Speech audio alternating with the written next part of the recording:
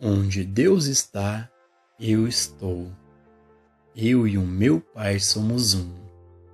O lugar onde eu estou é Terra Santa.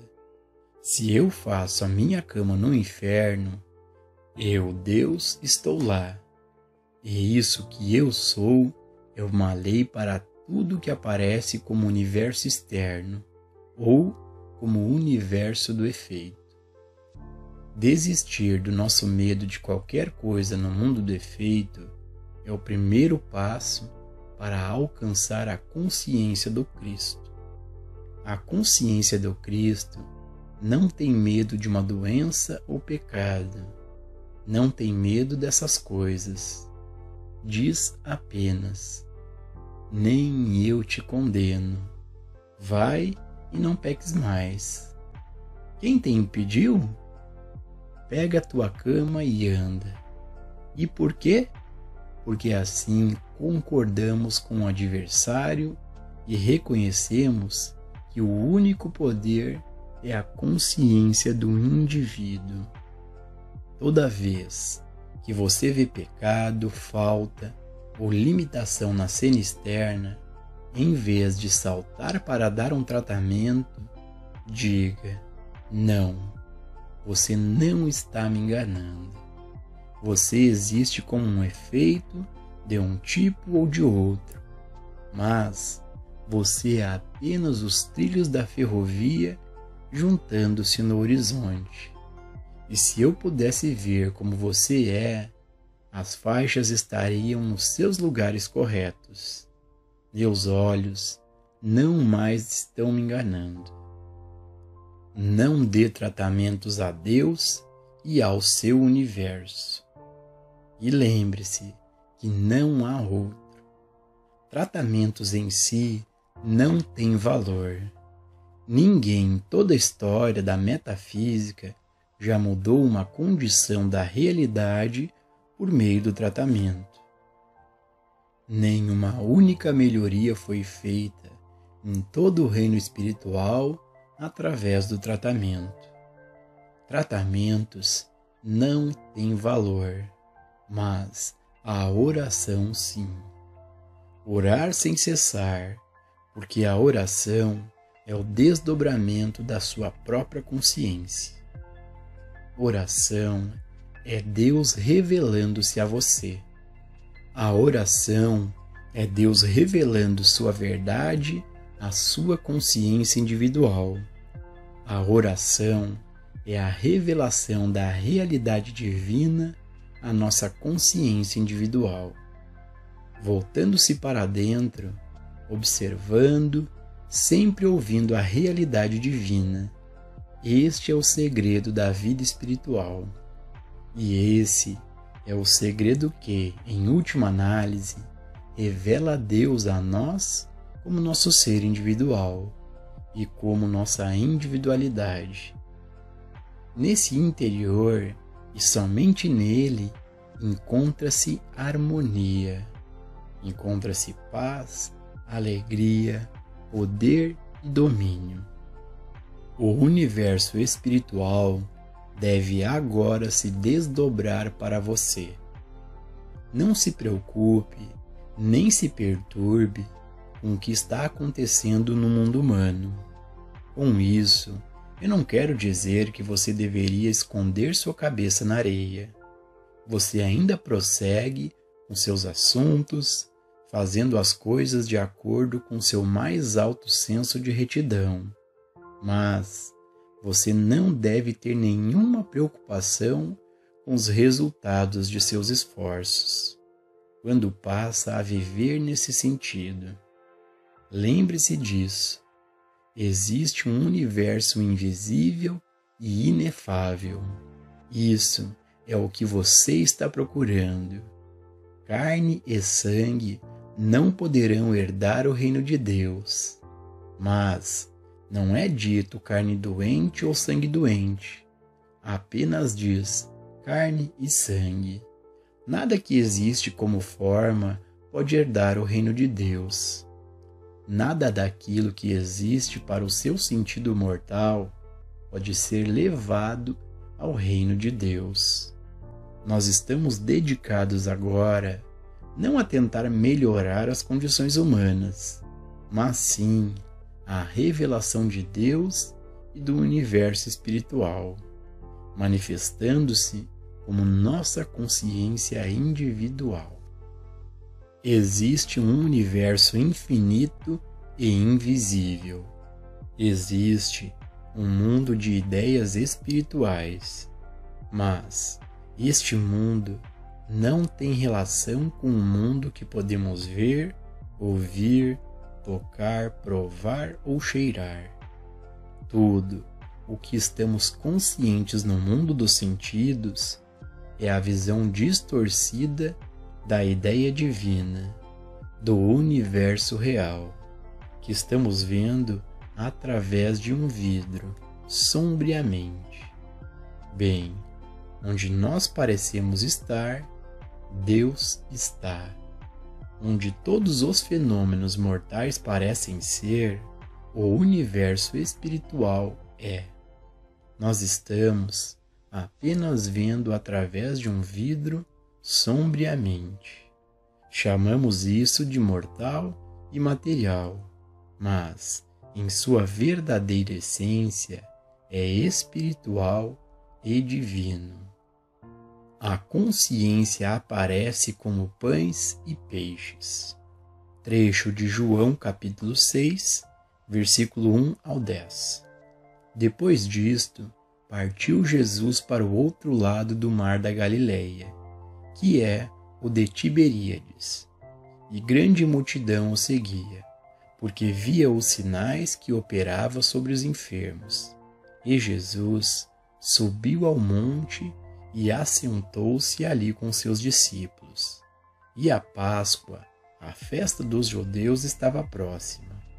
Então Jesus, levantando seus olhos e vendo que uma grande multidão vinha ter com ele, disse a Filipe: Onde compraremos pão para estes comerem? Mas dizia isto para experimentar, porque ele bem sabia o que havia de fazer. Filipe respondeu-lhes: 200 dinheiros de pão não lhes bastarão, para que cada um deles tome um pouco. E um dos seus discípulos, André, irmão de Simão Pedro, disse-lhe: Está aqui um rapaz que tem 5 pães de cevada e 2 peixinhos. Mas que é isto para tantos? E Jesus disse-lhes: Mandai assentar os homens. A aparência foi de escassez e limitação material. A primeira resposta da maioria de nós em tal situação é: eu tenho apenas 50 centavos e eu preciso de $5. É neste ponto que o sentido material começa a se preocupar com o que o mundo chama de úlceras. Em nosso ensino, fazemos como o Mestre Jesus fez. Instantaneamente, nos afastamos da cena, da imagem. Será que 50 centavos ou $5 realmente atendem à nossa necessidade? É isso o suficiente para atender às nossas necessidades? Ou é a presença de uma divina consciência aparecendo como consciência individual? Não é isso que vai atender à nossa necessidade e nada mais? Se você se lembrar dessa lição, nunca mais buscará por pães e peixes, ou moedas e notas, ou julgar a profundidade do universo ilimitado de Deus pelo sentido limitado e por números finitos. Descobrimos não como pegar alguns pães e peixes e multiplicá-los, mas descobrimos verdadeiramente a lei do amor. O sentido finito começa com $100 e você dizendo: quando eu tiver $1 milhão, não importa o quanto você multiplique pães e peixes ou dólares, você nunca ficará satisfeito. A satisfação vem somente quando você puder olhar para o que você tem no reino externo e dizer: essa não é minha necessidade. Minha necessidade é o reconhecimento de que dentro de mim está o reino de Deus, que dentro da minha consciência está o universo espiritual e, a partir da profundidade da minha consciência, flui a infinidade do meu ser. Não tem nada a ver com pães e peixes. Chegar a este estado de consciência requer prática, porque, repetidas vezes, seremos tentados a olhar para os pães e peixes e dizer: eu tenho ou você tem, ou eu não tenho e eu quero. Então, é quando devemos lembrar de não sermos tentados, mas de nos afastarmos dos números, valores e graus e percebermos: nada lá fora vai atender a minha necessidade. Nenhuma quantidade de coisas vai suprir a minha necessidade. Minha necessidade só pode ser satisfeita pela realização do infinito de minha própria consciência. E então estaremos morrendo diariamente para o sentido material e mortal e iremos renascer do Espírito. Em outras palavras, o Espírito se tornará a substância tangível de nosso universo. A consciência se tornará a substância tangível, a forma e a quantidade de tudo no reino externo. E porque a consciência é infinita, a aparência será infinitamente manifesta. A consciência infinita não pode aparecer apenas como uma ideia, ou como duas ideias, ou mesmo como 1000. Deve aparecer como todas as ideias que você poderá precisar por toda a eternidade. Não pode aparecer como um número ou 2. Deve aparecer como todos os números de que você necessitará a partir de agora, ou por toda a eternidade. Nós não estamos usando a verdade espiritual para multiplicar alguns pedaços de matéria. Estamos nos afastando da crença de que há presença e poder no exterior. E voltamos-nos para o nosso entendimento de que a consciência infinita está aparecendo como nossa consciência individual, reconhecendo a fonte. E disse Jesus: mandai assentar os homens. E havia muita relva naquele lugar. Assentaram-se, pois, os homens em um número de quase 5.000. E, havendo dado graças, repartiu-os pelos discípulos e os discípulos, pelos que estavam assentados, e igualmente também dos peixes, quanto eles queriam. João capítulo 6, versículo 10 e 11. Por que ele deu graças? Porque isso fazia parte do ritual? Você sabe que ele não estava sob ordens para dar graças a alguém. Por isso, em dar graças, ele deve ter colocado o princípio em operação. Dar graças é um reconhecimento da fonte. Dar graças é um reconhecimento da causa. Então, quando dizemos: obrigado, Pai, eu sou, estamos mostrando a nossa convicção de que nosso suprimento não vem de qualquer ser humano, mas que vem do Pai. Não vem da inteligência, engenhosidade ou personalidade humana. Isso sai do Pai. Então, dar graças é um reconhecimento da fonte, que é a consciência. Sem o reconhecimento de que a consciência é a fonte, não pode haver demonstração.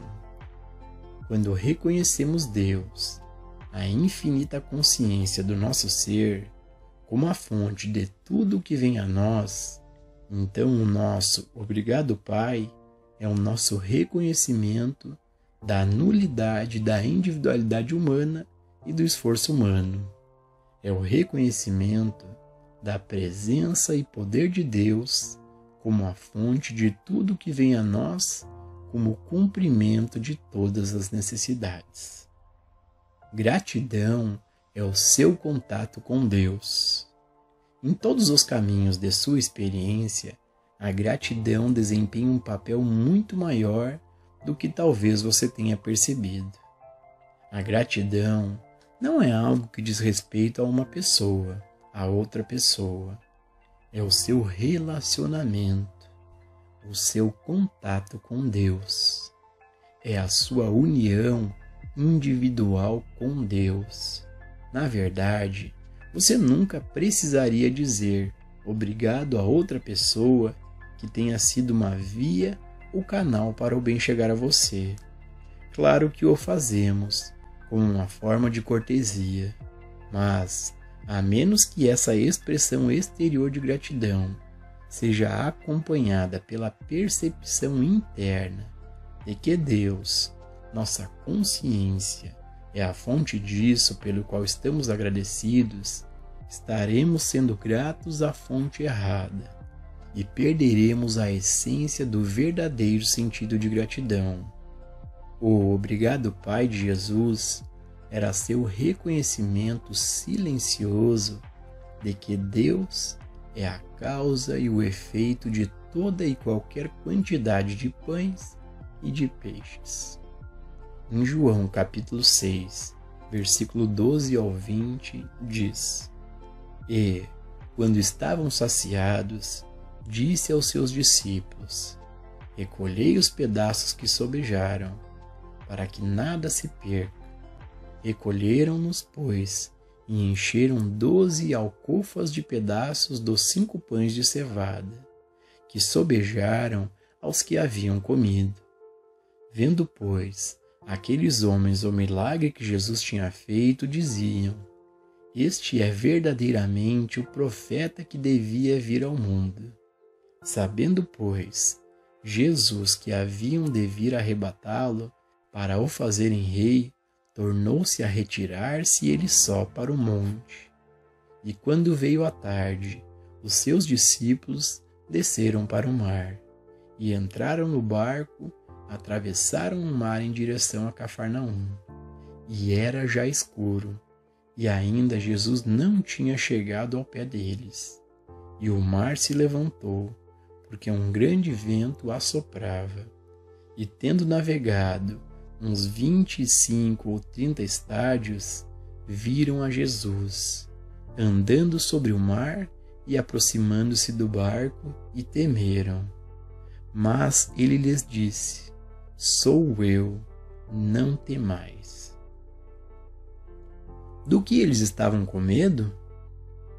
De algo externo, de algo na forma de um efeito, de uma tempestade, de vento e ondas. E qual foi a sua resposta a essa tempestade, a resposta para todas as tempestades? Não tenham medo, sou eu. Esse eu é Deus, a consciência divina aparecendo como consciência individual. Portanto, para toda tempestade que entra em sua experiência, em vez de procurar algo com a qual detê-la, fique firme e diga: Não tenho medo, sou eu, sou eu. Eu, Deus, aparecendo como consciência individual, deve ser a lei até para a tempestade, ventos, ondas, vulcões, até mesmo para bombas atômicas. No caminho infinito, estamos retirando todo o poder e presença do mundo externo, seja em dólares, pães, peixes, tempestades, pecado ou doença, e estamos atribuindo esse poder a quem de fato ele pertence, a Deus, aparecendo como minha consciência individual e sua consciência individual. Pois este eu que eu sou, é a lei para toda tempestade. Sim, eles vieram novamente por pão, mas eles viram um milagre? Eles viram que foi a consciência que produziu o pão? Eles estavam interessados nisso? Não, não estavam. Eles estavam interessados apenas em obter mais pão e mais peixe. Sua atenção estava centrada nas coisas do mundo, em odiar, amar, temer e desejar as coisas do mundo.